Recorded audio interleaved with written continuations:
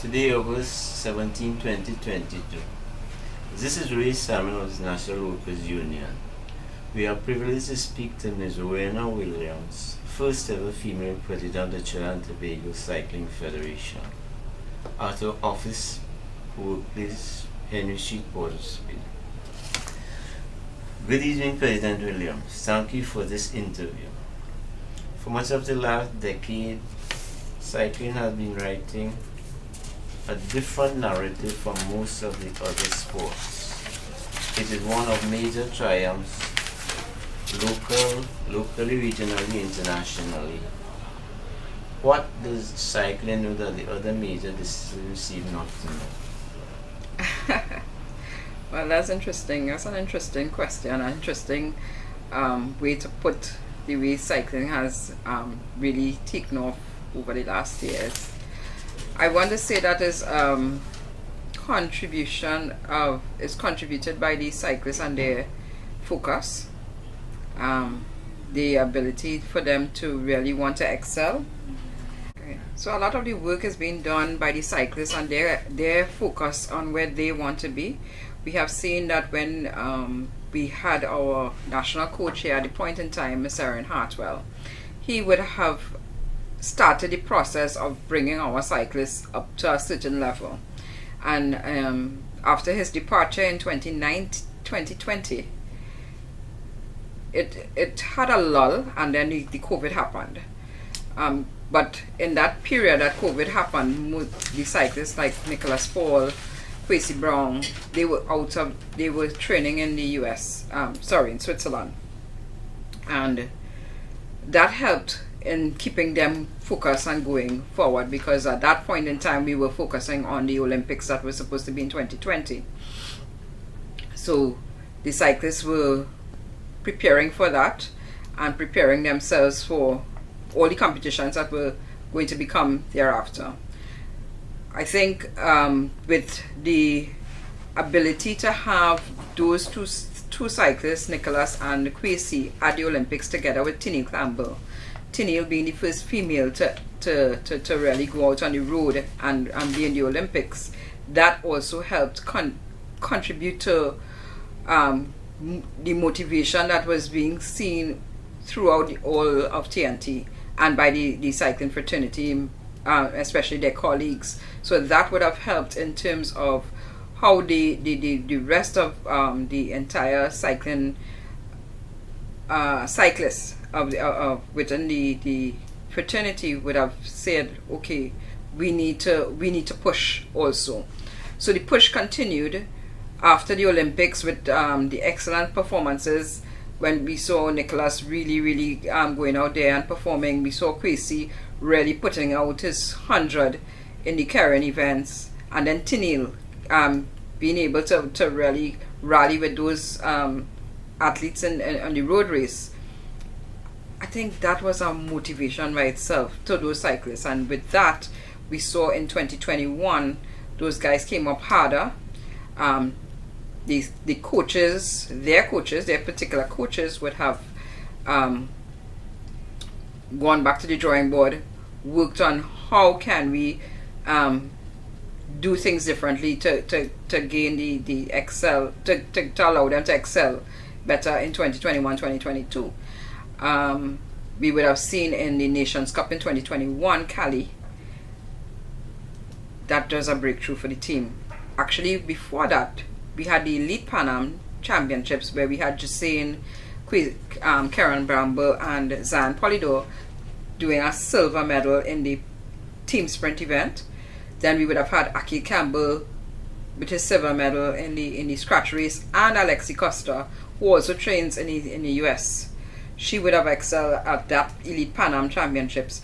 Again, all credit to those coaches and their ability to them to stay on the bike while we were in that COVID period. And they weren't in Trinidad, actually. They all were outside. So I think credit should be given specifically to these coaches who are working with them tirelessly, and of course the clubs who they are affiliated with, giving them the motivation and giving them the encouragement to continue. with the federation, when I came into office in 2021, and that would have been January 2021,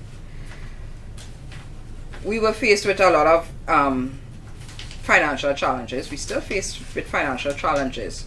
However, we worked together with the ministry and the sport company to ensure that the cyclists and they were able to go out there to these events and make sure that they were able to participate and of course achieve the success that they are achieving.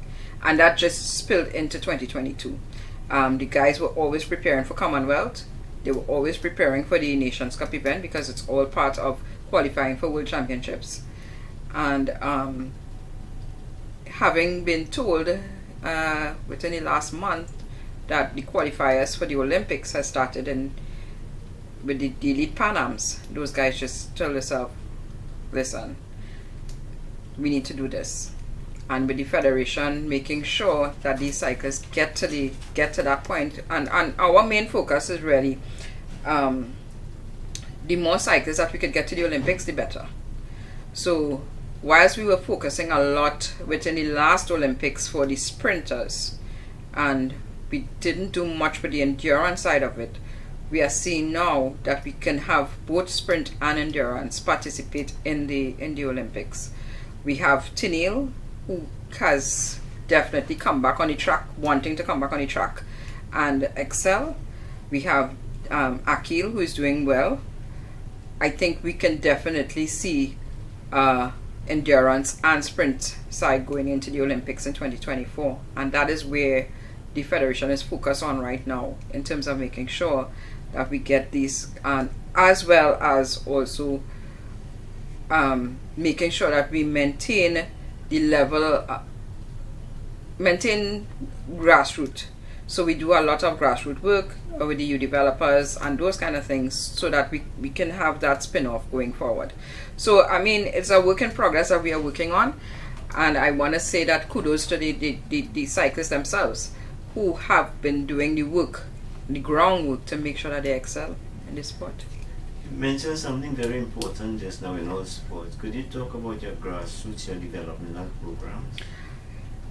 Well, yes. So the youth developers that we know them as, they're youth developers. They start from the age of 5 to 12. So we have a youth development program, and now we would have missed out 2 years, so a lot of them would have missed 2 years of that area, but that really is just to get them able to ride the bike, get their control, their balance, and that helps them in the track.